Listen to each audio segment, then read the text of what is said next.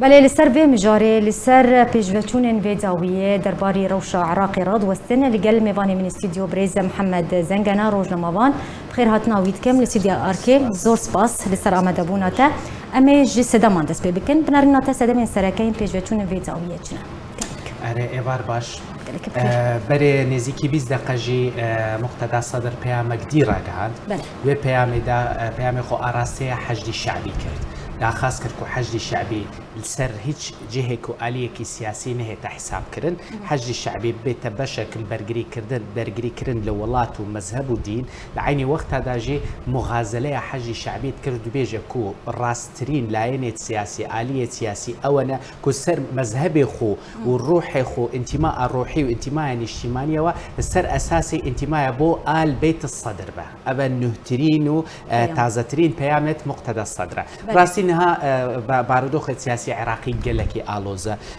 قالك زحمته وتشتكي يعني تموم جاوي ووضعك قالك ضبابية هيدنا بارودوخ السياسي عراقي جبرتش أزي بري تقريبا دو هاي في جا من قلت هر حكومتك هر حلك السياسي هر شعر سريك السياسي هجر بدله مقتدى الصدر نبه هجر موافقتها مقتدى الصدر نبه براستي أبا درباز نبه جبرتش درباز نبه مقتدى الصدر إيرو جاده شقاب قل جماور بجبندستي مقتدى الصدر مقتدى الصدر هزيوي الهزي جماوري خويا دناف بروتوكول اتيكيتي برلماني دانينا مقتدى الصدر ايرو جدر في بروسا سياسيه بلغي ومديت ونزيكي 4-5 روجا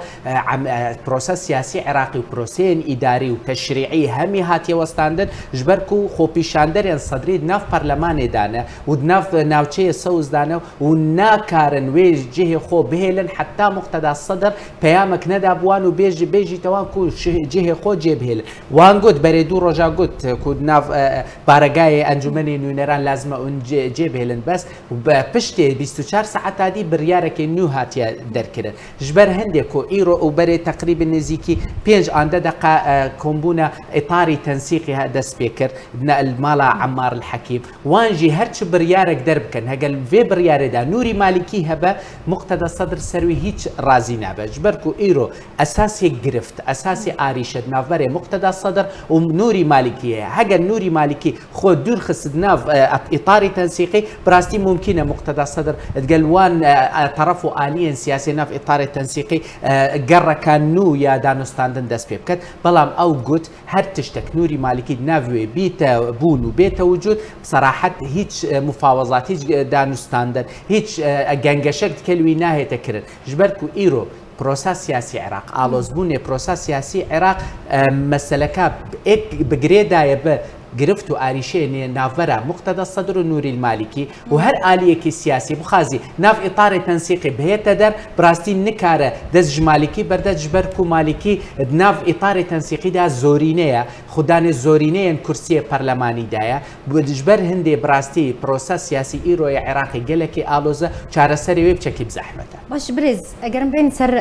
بانجين أمريكا نتوين يقرتي سروكي هريما كردستاني سروك وزيرين عراقي بانج آلین سیاسی عراقی کرد دریا دیالوگ کروان کشان چاره سر بکن بنارینه تا اب آلین سیاسی عراقی و گوه بدن بان بانگان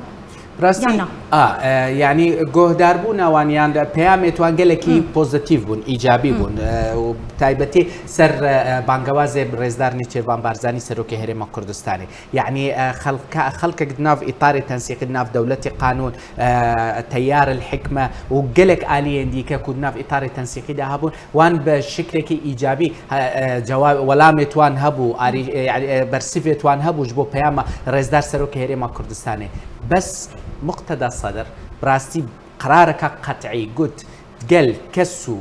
آلية ناف إطاري تنسيقي كسن ميليشيوي كسكو سرب نوري مالكي بن براستي هيج قفتكو قنقشك قال وان دا نابة وأساسي قرفت جي أوانا أساسي قرفت جي نوري مالكي ومقتدى الصدر نها مقتدى الصدر چه دا خاص كريه؟ دا خاص كريه بروسا سياسي عراقي بهيتا وستاندن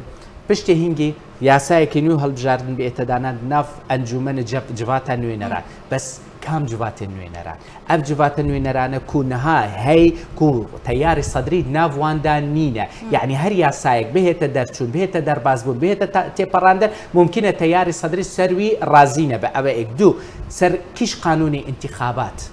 يعني تدبينه داخوزا مقتضى الصدر ويجب جيبي بيانا براستي هر تشتك كود سروي بيت اتفاق كرن ممكنه بفيتويا مقتضى الصدر قريت سر خال صفر سر نقطه صفر براستي جبركو انها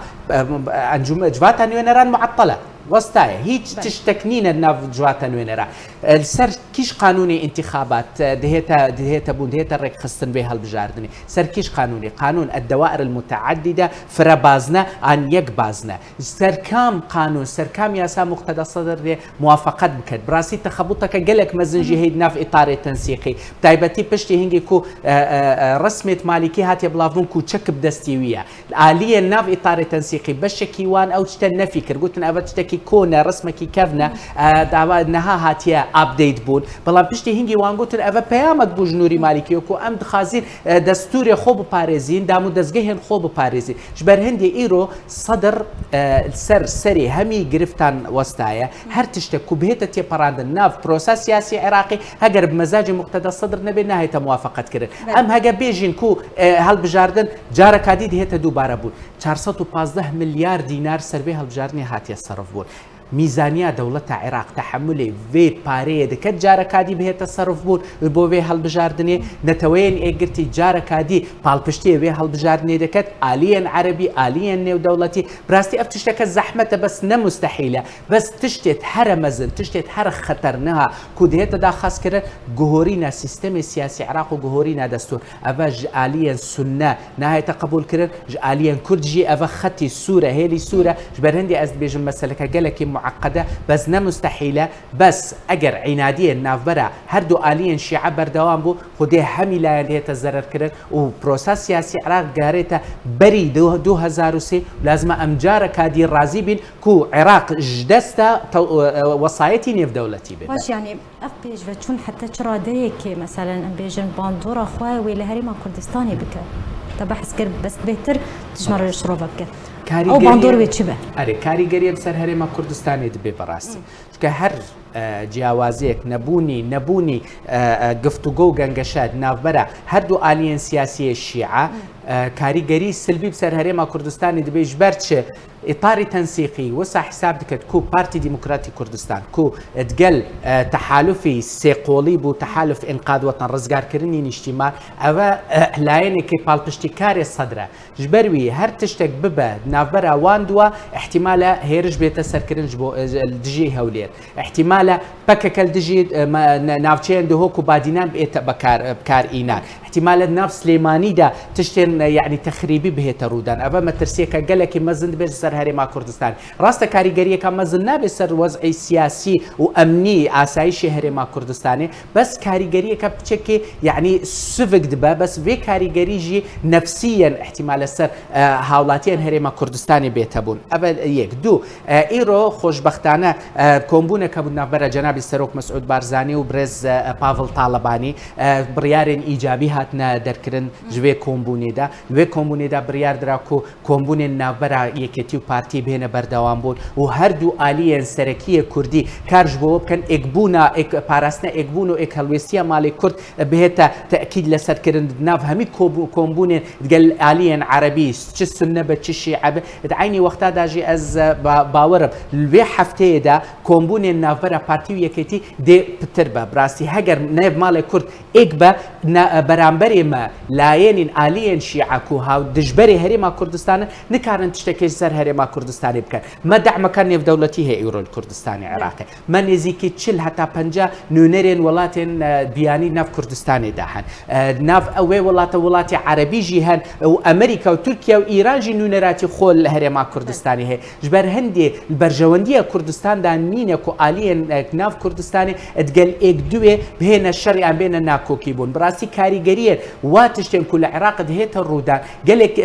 تاثيرات كاريگريه نوي الاحتمال السفك بسر هريما كردستاني بس اكزامن هي كو نتوين اجرتي وان باش دزانن روشي كردستاني تشوايا واز باورم كو نتوين اجرتي پشتی بانگوازی سەرۆکی هەرێما کوردستانی وانجی داخستکەن و ئالیە سیاسی عێراقی بێنە هەرێما کوردستانی وەکی ساڵی 2010 دەماک و سەرۆک مەسعود بارزانی باش يعني جبرت امريكا وشخوت بحث امريكا ونتوني جبرت حتى انها ام بيجن دستوردان نكرنا وقف على سلك اداره ديمقراط نوكي اداره كوماري واند ناب امريكا دا تایبەتی ئیدارەی دیموکرات نەخازن شەڕ بکەن نەخازن یعنی تشتێکی بعنف بەرسیڤە ئێرشێ بەرامبەر بدەن وانێ هەرەشەل ئێرانێ دەکەن بۆ نمونە بەس وان نکارن و ئێرشێن عسکەری سەربازی دژی ئیرانێدا بکەن ڕاستە بەری دوو ڕۆژاوان سەرکردەیە قاعیدە سەردەستێ وان هاتیە کوشتن ئەم نەها ناوەڕاستی مودەیە جۆزێف بایدنی داینەوە هەمی سەرۆکین ئەمریکا دەماکو دو ساڵی ئێکەم دێتە تێپەڕبوون جدیەت الوێ دو ساڵێدا دەست پێ دەکەن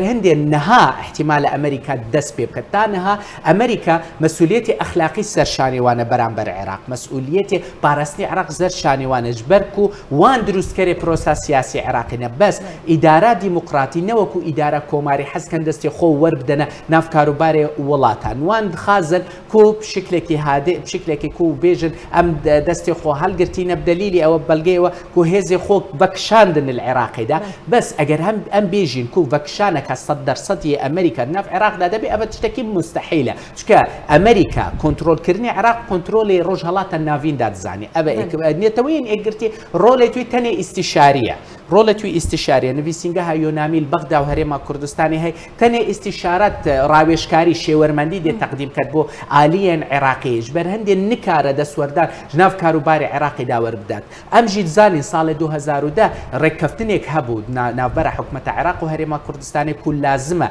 مانوين هزين امريكي مانا هز وجودي هزين امريكي اگه سربازي باقي مدني بالناف عراقي بامر وفرمان حكومتي عراقي دابه جبر هندي وان ملتزم بفي برياري راسته پشت 2014 كو داعش بينج باريزگين عراقي داگير كروت كنترول اكل سرسيه عراقي كر هزين ناف دولتي هاتنا عراق بلان في هزين ناف دولتي هزين شركر نبون تاني هزين شيورمندي بونجبو هزين عراقي جبو الين بيشمرگا او بينج باريزگي هاتیا رزگار بون راسته رزگار کردن گماناوی بو بتایبەتی ناوچه موصل دەڤەرێ موصل و پارێزگەها نینەوە بس داعش هاتیە دەرکردن ئەمما حتا نەهۆژی ئەم دبینین شانەیە نووسێن وا داعش ناو عێراقی داهەن تایبەتی منتیقا نینەوە ژبەر هەندێ وان نکارن دەستی خۆ وەردەنە بارودۆخی عێراقی بەس ئەمریکا نەها سکوت هەڵبژاردیە بێدەنگی هەڵبژاردیە حتا بزانە بارودۆخت گەهێتە چ ئاستەک و چ ڕادەیەک ئەس بێژم ئەمریکا دماكو إذا وقعت الواقعة دماكو قرفت زيادة تربو آريشا زيادة تربو الفيكاتي دا أوت بيجاكو آليا سياسي عراقي دا خاص كردكو أم تدخل بكين أم بهنا ناف بروسا سياسي عراقي وأم جي بهزا خودينا ناف هزا سياسي عراقي باش يعني أجر أم بيجن أف كيشان هاتا شارا سكرن آليا سياسي اللي هف نكرن اللي سر ميزا قوتو بيجي بمرناتا روش عراقي برب تأقارا كبير بيتشا راسي ام ناخوازين بيجين كو شري نافخو دروز دبا بس اگر هاي كو شري نافخو بيتا دروز بون تايبتي شري في جاري هاگا بيتا دروز بون قلكي مترسي داره شكر نافبرا دو آليين شيعة دانا هر دو آليين شيعة پرچكن هر دو آليين شيعة جماوري خوهن هر دو آليين شيعة انتماء الروحي وان هي يعني هاگا هر الآلية كي لاينا اكمي انتماء الروحي وان جبو مالي محمد صادق الصدر سماحة الشهيد محمد صادق الصدر لا آلية دوام انتماء وان بو إيرانية يعني افتشتد بيت الشركة ناف دولتي تقريبا شركة اقليمي جاركا دي ام شركة بالوكالة نافرا عراق وإيران داد بينين آلية كو دجي عراق وآلية دجي إيران بتايبتي كل وي بيامي مقتدى صدر او قلت ما عراق بايتخت الشيعة بونا بايتخت الشيعة بونا بايتخت الشيعة عراقة بايتخت مذهبي شيعي إيرو أجابيجي عراقة يعني بيجي مرجعيتها الشيعة عراق ناف همي عالم ناف همي جهادا لازم العراق دابي هجر أم تخيل بكين أم بيجي كو شري ناف خدنا برا ويترفع رود دا براسي شركة جلكي مترسي دار دبي وهو دبيته هرشجي جزر هرما كردستاني الويد جابي دا أمريكا احتمال التدخل بكت ما برياري 608 هي الهرما كردستاني ما حماية كان ناف دولتي هي بس مەترسیەکە گەلک مەزن سەر کەرکووک و نینەوادا دەبێت کە هێزێن حەشدی شعبی دەبێت دوو شارێدا هەنە هێزێن حەشدی شعبی دبنە دوو طرف سوپای عێراق ئەرتەشی عێراق بێتە دوو طرف ئەم نەخازین ئەف تشتە ڕوو بدات بەس ئەگەر ناکۆکی سیاسی بەردەوام بوو نابەر عەبدوولایان مەلازمە خۆ حازر بکەین بۆ vê şerê تەسیرات تێتوان سەر دەوڵەتی ئیقلیمیژی دەبێت کە ئەم دبینین سووریاژی دەستی هەیە ناو وەزعی عێراق ئیرانژی وەز تەداخولێت هەیە تورکیاشی تەداخولێ ئەم هێویدارین ئەف شەرە نەهێتە ڕوودان بەس متەوەقع بڕاستی زۆر سپاسش بۆی ڕۆژنەمەوان محەممەد زەنگەنات ئیرۆ میێوانی مەبوو زۆر سپاس لەسەر ئەوەندەبوونەتە.